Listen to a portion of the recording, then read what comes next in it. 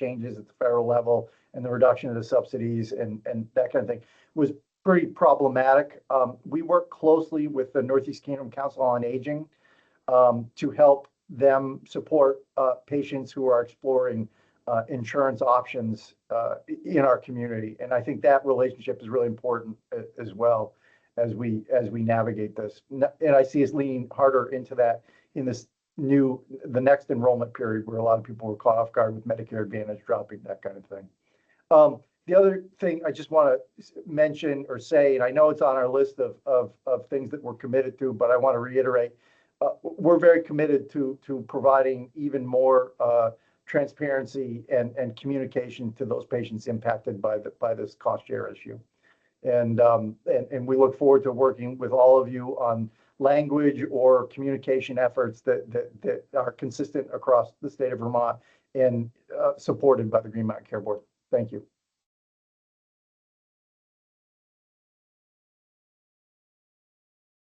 Thank you, Sean. Dan Bennett. Hey, Dan, how are you? Where are you these days? I'm here with North Country, and I just wanted to also speak a little bit about the comments that Emma was making. Some of my comments are going to be the same as Andre and Sean. The processes that Andre outlined, North Country is doing pretty much the same thing they are in regard to getting people enrolled. We have 4 individuals who are patient navigators who are working on helping people with enrollment in Medicaid, helping people get access to our free care programs, reduced care programs. We also, within our financial policy, we have a catastrophic financial assistance program. So we are doing that as well. So people who don't qualify for the levels of reduced or free care that Elena had put up in her presentation, there are options for people who have catastrophic bills as well. So we are working on that. And I just wanted to reiterate something that Mike Del Trecco said in his opening, that we are interested in being involved in looking at the OIG program, seeing where there's opportunities there for us to provide additional opportunities for patients to qualify for individualized reductions in fees as well. So we are going to be looking into that and putting the components of that in place that we're able. But I just wanted to comment on that as well. Thanks. Thank you. Mr. Del Trecco? Yep. Thank you. I want to bring this back, I think, to maybe slide 1 or 2 of Elena's presentation. And this is sort of why we're talking. And I want to acknowledge that the charge part of this conversation is the hardest part of the conversation. It creates the most amount of risk and uncertainty. Risk and uncertainty with what CMS wrote, risk and uncertainty with how out-of-state commercial carriers might renegotiate or not renegotiate, depending on charge structures, implications of Medicare cash flow as hospitals refile or submit cost reports. So I want to acknowledge that is the hardest part of this conversation. I think what I would want to propose, and I don't want to get ahead of any of my members. That's the hardest part of my job. Not that you care, but it is. But I want to say there's many indirect things that have impacts and implications to this conversation that moves the needle in creating a better situation for Medicare beneficiaries in this cost sharing thing. I want to propose that we take a look at all of the indirect things that I haven't looked at any of them in detail that were presented. There are many that I shared, and I'd like to bring back sort of, hey, here's what we can do. Here's what we're committed to do on these things. And if June 5th and June 15th are the timelines to do that work, I'd like to commit to that because I bring this forward because there are so many nuances. We could talk about charity care policies. We could talk about rate structures. We could talk about Medicare cost reporting line items and individual cost to charge ratios for every single service, every bundled service, every package service.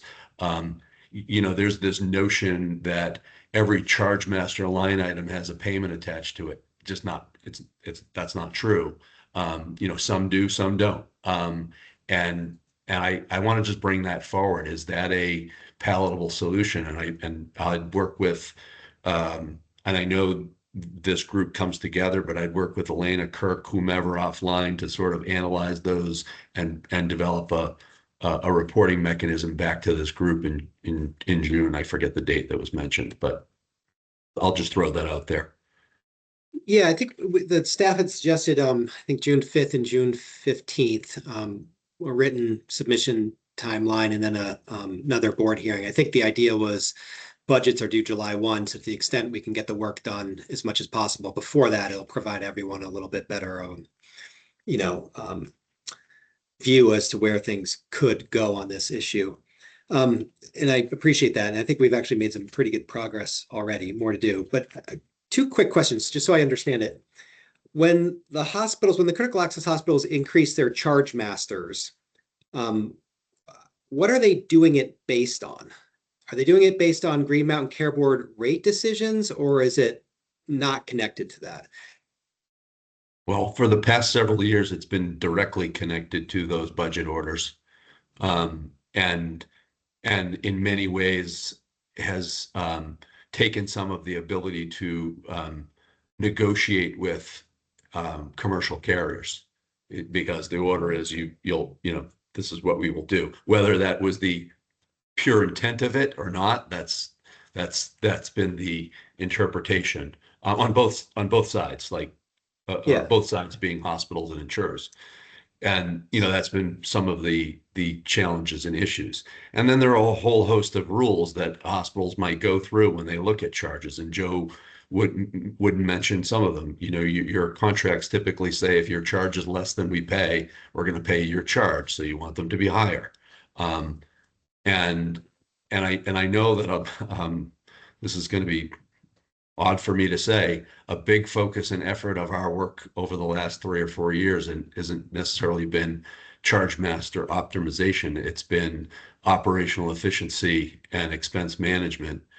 Like the report in front of you, the work we did with Kaufman Hall on our affordability action plan was 100% focused on operational efficiency, administration, supply, non-supply, and physician enterprise productivity. So, similar sort of thing. So that's how I would, that's what I would leave you with that question.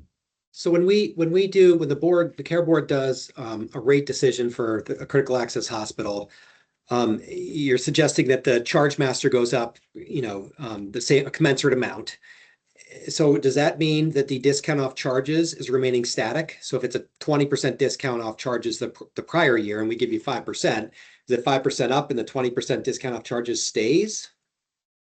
I'd have to defer to the critical access hospitals, how the insurers respond. I don't know that.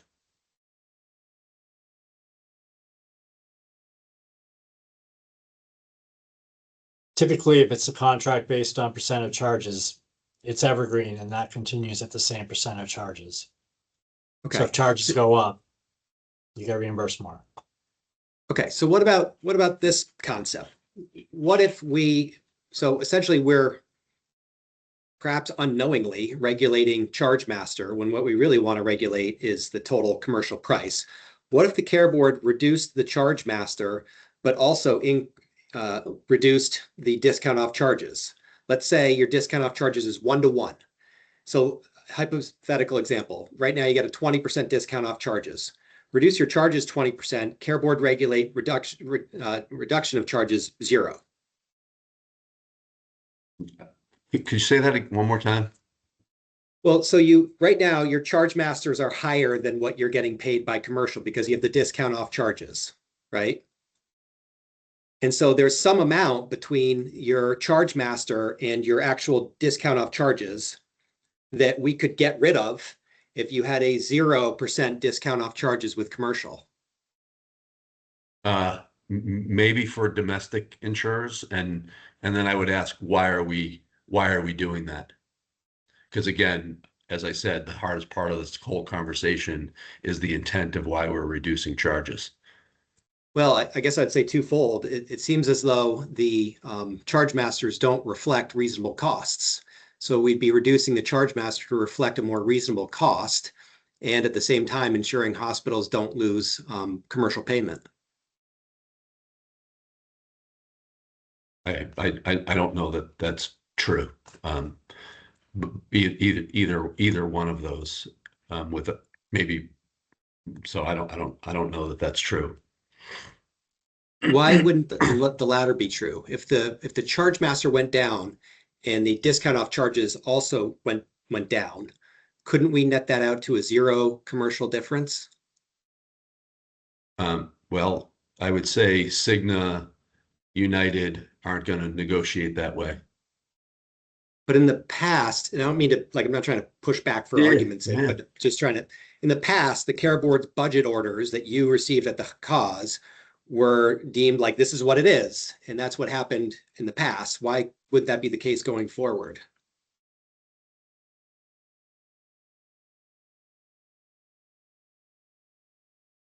Because they could pay us a lot less. But they could have paid you a lot less before. I would probably speculate it's on their margins, and the tune of some of the analytics we've talked about in question 5. And this is, bear in mind, this might be directional, and based on the original question as it related to costs. When we did some analytics around cost, a critical access hospital loss of net patient service revenue in the commercial arena would be in the neighborhood of about $170 some odd million. That's a reason for insurers to say, I'll take that. But if the board regulated it so that the insurer paid literally no discount off charges, and then that way we get the play between what they're currently paying and your charge master. Yeah, I don't know. You would have to tell me how we would regulate United, Cigna, all of our other contracts outside of Blue Cross and MVP, because that's, I'm guessing each one of these organizations has upwards of probably 40, 50 plus contracts with commercial carriers. Mr. Wooden?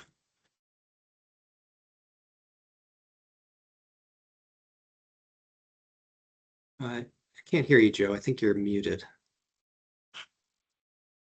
Thanks, my fault. Thank you. So I'm probably out of my lane. I just remember sort of the big levers and issues that are probably desirable. And that is if the difference between your cost and charges are tighter, which I think is what you're implying, and nobody gets harmed in it, it actually is more reasonable for the public to see that the charges are not inflated as high.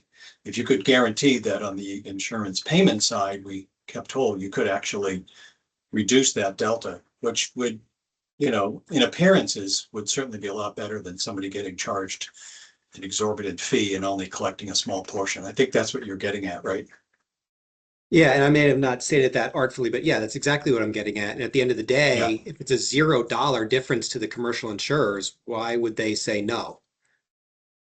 It would be better for the public, because when the public gets a bill for, $3,000 and we're only going to collect $1,000, that delta is really a problem in all of society because it's just too great. But I Right, think we're seeing that manifest here with the rural seniors, right? So it's this funky historical artifact that's causing this a little bit. Mike?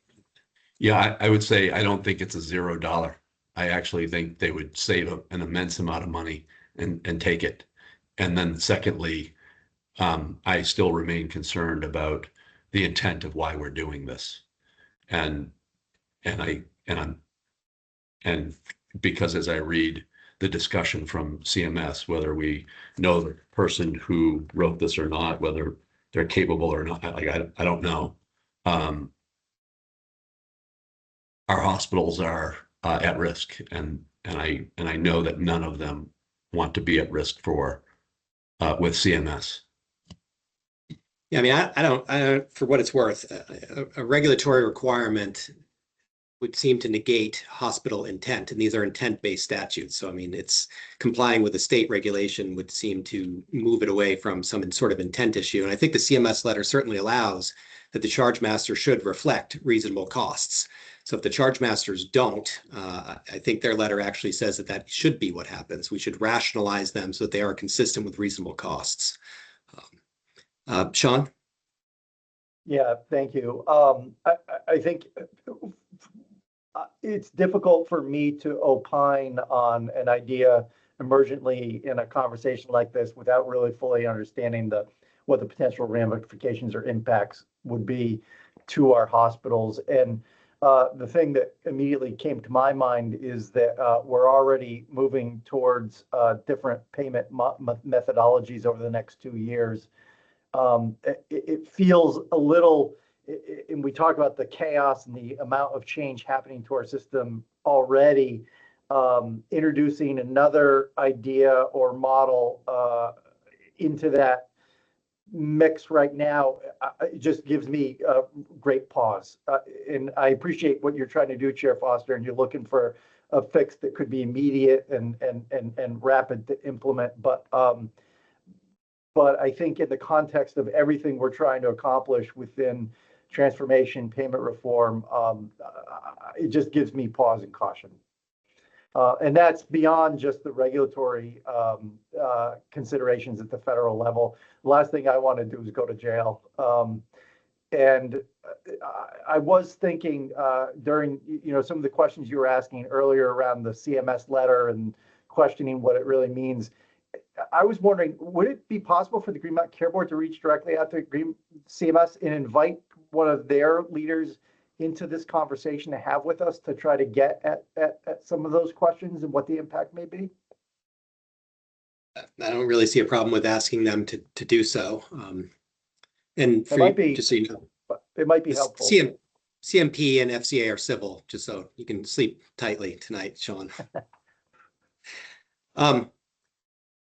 Yeah, I don't really see a problem with doing that. And look, we started this discussion, I think February, budgets are, September 15th. So we have time, and that's why we set these up and tried to continue to stay on a good cadence so that any concerns about expediency and unintended consequences can be fleshed out. And that's what we're doing here. So I've sort of hogged the microphone a little bit from my board members. So I'll pause and see if Member Merman or Teach Out or Walsh have comments or questions as we go. Yeah, I'll pop in real quick. I do think this is a really interesting topic. I mean, I dug a lot in this early about the cost sharing issue, and I do really think that's what's come out of it is this, we have a charge issue in healthcare, and that is pervasive throughout the commercial markets, and I think that impacts Medicare patients in sort of an unusual way here. But it's while Sean, I agree with taking a cautious approach, this is impacting our seniors and our Medicare beneficiaries and their Medigap insurance premiums every day. And so I do think we need to be very mindful that there are, that this is impacting Vermonters, and it's impacting Vermonters that are largely on fixed incomes and fairly financially vulnerable. So I think we have to be very careful with it. I do think the CMS regulation that discusses bearing a reasonable relationship to costs is quite interesting, especially considering MedPAC has said that charges can be seen as arbitrary and not a good proxy for cost. And so here we have different components of our federal government looking at this issue and disagreeing wildly. I have a bunch of questions. I think we're getting short on time. I think I might just pose them as maybe we have another follow-up letter with some questions that you guys can take some time to respond to on the topic of charges. So I'll stop there.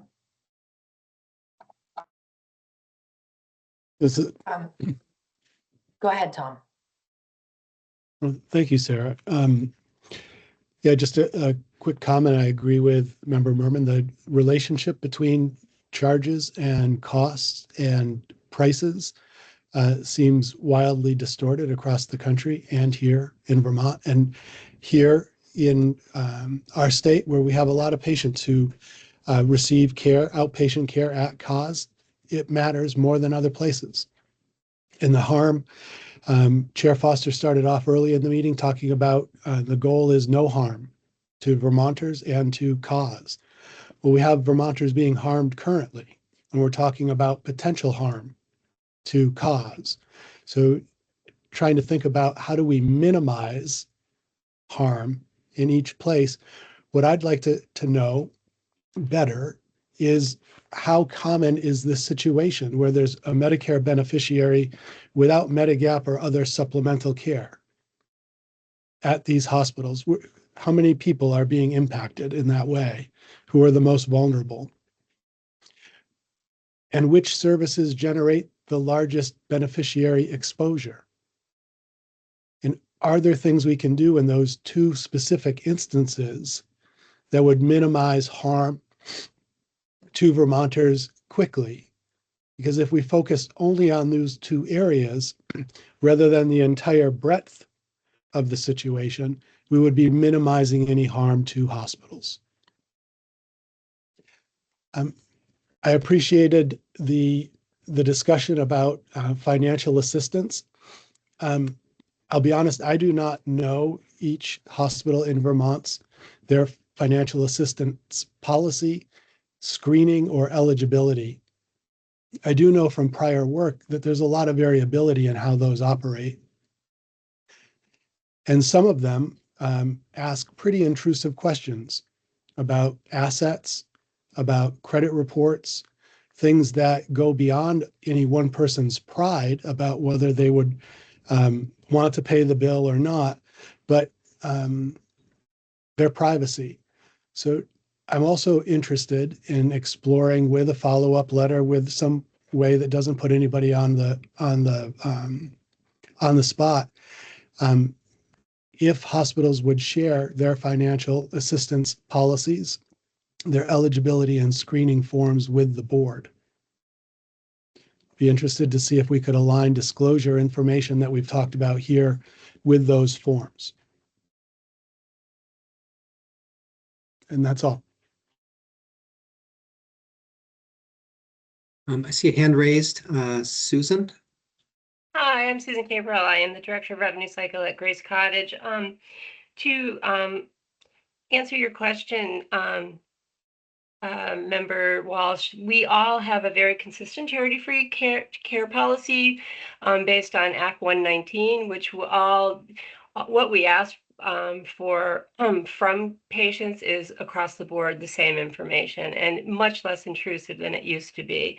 I'd be glad to share our policy with you. We do as much as we can to reach out to these patients, but when Act 119 was legislated, it really did ask much less of our patients, and we're much more forgiving of, you can be a resident of Vermont, you can be staying in Vermont, you can be working in Vermont, you can be sleeping on a couch in Vermont, and those patients are now included where that was not the case in years past. So that act has really aligned us to have a much more generous and less invasive charity-free care policy, but I'd be glad to share that with you. I appreciate the information. I can read more about that act, and I'd love to see the forms and to make sure that they are equitable across facilities. Mr. Wooden? Yeah, I appreciate that we're just having a conversation. I'm not a CFO, so just throwing out what I know. Tom, those are good questions. I think for the non-coverage people that are in Medicare that don't have the additional Medigap and all that and don't apply for free care, et cetera, we sort of had somewhat of a 5 to 7% number, which is not that big. And if you sort of said, okay, let's understand the problem, what can we do specifically for that group? That might be another way of attacking this, by saying, instead of trying to change everything, let's define who falls through and then come up with a construct for who falls through. So I appreciate that. And in terms of free care policies, we've talked about these for years, and they're out there on the website. And I don't know of any real variation. I think Vermont's gone through this conversation a number of times to say basically our free care policies, but it's pretty easy to do to compare them all. There isn't a lot of difference, but it's a good question. I hope that helps. That's all. Thanks, Joe. It does. I think comparing them makes sense. We can do our due diligence to look into it. And I appreciate the percentage that you shared. And that's where my mindset is. Who is most vulnerable? How can we minimize that harm? And are there things that we can do to minimize any harm to our hospitals as well? Mr. Tester? Yeah, just regarding the forms and the charity care programs, I was wondering, I believe our forms, we work closely with the healthcare advocate on them. And I think specifically, I think Mike Fisher's still on the call. Maybe, Mike, you could provide Member Walsh with some context over how we work with the healthcare advocate on that to make sure that it's consistent, meeting the law and supportive of our patients. Yeah, I'll chime in for a second. The irony is Sean, thank you for calling me out, but the irony is that the member of my team who did the lion's share of that work is Emma, who asked the question earlier, who really knows the details. Member Walsh, yes, I think it's true that the generosity, the consistency between the hospitals is more in line. But I think there's a subset to your question. I think, the best, most generous health free care policy in the world means nothing to the person who doesn't know about it and isn't supported through it. And so that's I'm going to try and zero back in on the topic here. We used to put Act 119, we used to put a lot of energy into looking at how hospitals were doing, percentage of bad debt that was recognized, given as free care. How well are hospitals reaching out to people who have bills and supporting them through the process? And we used to find quite a lot of variation. And so I think that's an area that could really be focused. In the meantime, I really appreciate the chair and other members focus on the charge master and whether it's rational and whether it represents an approximation of cost. I think that is the system-wide fix that we really need to look at. And I know there's problems, there's challenges to doing that. And honestly, the use of the free care policy to address this is more of a potential financial hit to hospitals than dealing with the charge master. But in the short term, I think it's one of the only tools. It's a tool we have. And I think in this hospital budget season, it would be good to really steer some attention into how well hospitals are doing at addressing Medicare bad debt with their free care policies and reaching those members and supporting them through the process. I think there's a whole area of questions that I think we should consider. And heads up, hospitals, we should consider focusing on as we look at, how this federal policy is exposing Vermonters to exorbitant charges. I appreciate that, Mr. Fisher. I agree. It would be it's an immediate avenue to stop existing harm while we're trying to find a solution to a bigger problem, which is the relationship between charges, costs, and prices is distorted. Whether we want to call it rational or not, it's become distorted and progressively more so since the pandemic across the country. Revising the free care policy is not a solution for that. So considering what we can do immediately to help minimize harm that's occurring now, that's the avenue that I'm looking for. And can we do it in a way that minimizes any harm to our hospitals? Yeah. I just want to recognize, board staff early in this discussion put a slide up about other states' requirements that people be screened for free care policies. That's not a step Vermont has taken. And I don't honestly know the limitations of what the board could require of hospitals in this space, but I think that's something we should look at seriously.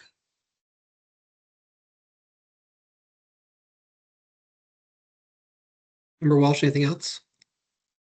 Member Teachout, did you have anything? Thank you. It's a little bit more a comment than a question. I appreciate all the focus on the financial assistance policies, but I really worry about what this does to patients who have to go through that process. And you acknowledged it, Mike Del Chucco.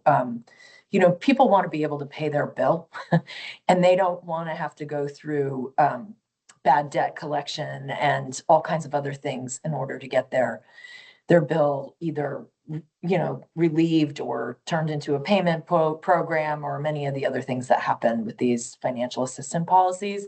So I just think there's only so far that's going to take us into solving this problem. It's certainly an important thing to have in place in our system, but that's not the answer here for me. And so I really am focused on the highest charges and the charge masters. I think from all the testimony over the last several years, the RAND studies and other work that's been done, we know where the prices are, to use Tom's phrase, disproportionate or extremely disproportionate. And I find it problematic that the critical access hospitals have exempted themselves from all of our efforts to focus in on the highest price charges. So things like hospital administered drugs and moving to reference-based pricing will certainly help with this. But if critical access hospitals won't move in that direction, we're going to have a problem. And we also know where else the charges are high. And as we hire consultants here at the board to look at individual charges at all of our hospitals across the board, will know exactly where there are more than 5 times the Medicare charge. So I just encourage everyone to, you know, when you're thinking about changes in the upcoming year, to focus on where the issues are most acute for people in our system. So again, not a question, really just raising my concerns. Thank you, Member Teachout. We're at 2 o'clock, so I'll call for any public comment via raise the hand.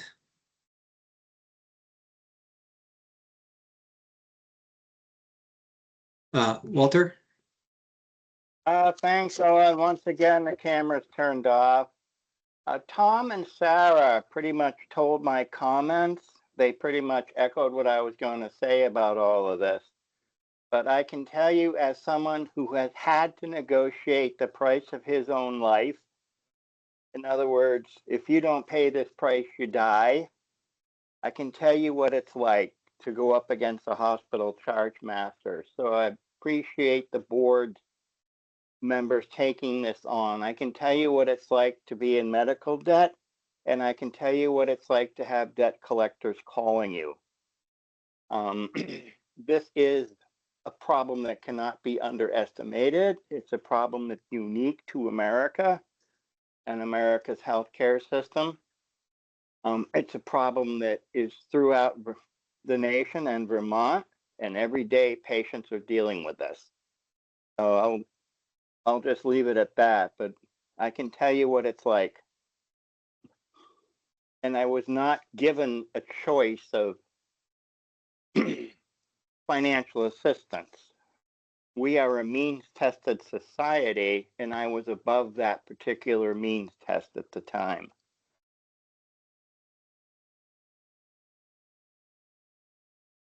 Thank you, Walter. Alex Leclerc?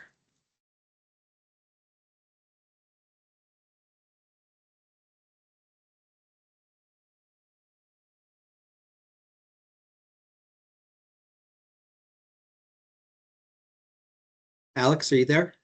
We can't hear you if you're speaking.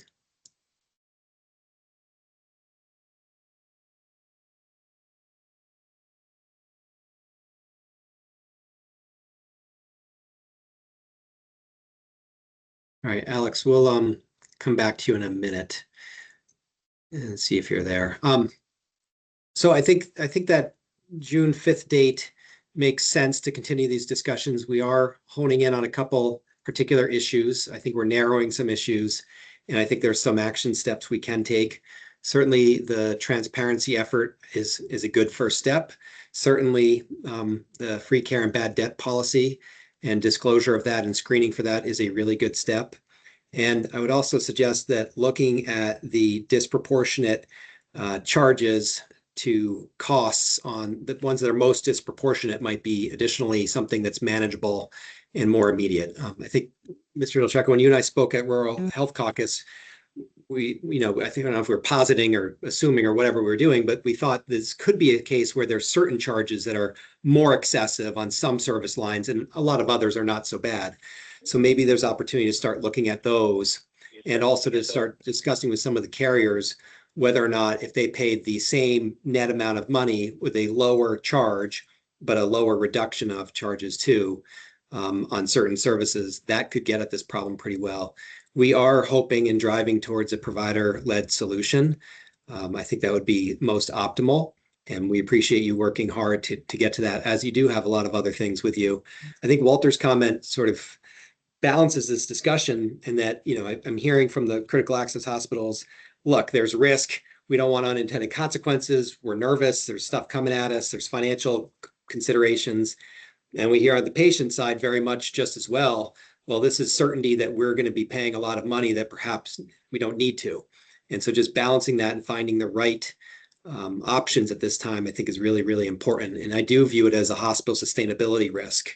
I do think that patients will be going elsewhere if they have a more reasonable option for good care. So I'll leave it there. I think we should speak soon. And hang on, I think Alex is back. Go ahead, Alex.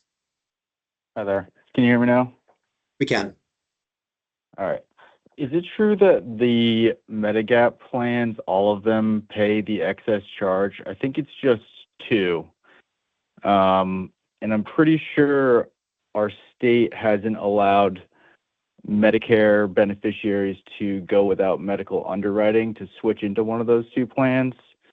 So if they're in a critical access hospital area, they can't get into that plan. My thought on this is the patient who got the $11,000 bill for the surgery in the example, if they were on one of those plans, it would have cost them like $3,000 or $4,000 instead of $11,000. I don't think Medicare patients know what plan to pick. So that could solve part of this problem if they could switch into those plans. And then I guess to Mr. Delcheco's point about Aetna, United, and Cigna, I'm assuming they would negotiate. If they don't, I would encourage at least one of those carriers is, how should I say this? They are overcharging their members, and it is essentially they're getting charged more for their own self-insured plan when they come and see outpatient PT clinics, and they are getting charged for it, and it's going to show up on the expense line item. So that's kind of my comment. Great. Thank you for attending. And I don't know the answer to your question on the Medicare. Owen, Mike Fisher here. I can briefly say, Alex, yes, you're correct. Not all Medigap plans cover Part B coinsurance. This is a complicated world, and asking Vermont consumers or American consumers to navigate it is incredibly complex. You're right. People don't possibly understand all the consequences of the plans they choose. Thank you, Mike. Okay, any other comment at this time from any of the hospitals, board members, or public? Okay, great. Well, thank you everyone for taking time. I know you all are working hard on a number of things, and I appreciate the board members and everyone attending today. Is there any old or new business for the board? And then I will move to adjourn. Second. All in favor, say aye. Aye. Aye. Aye. Aye, we're adjourned. Thank you.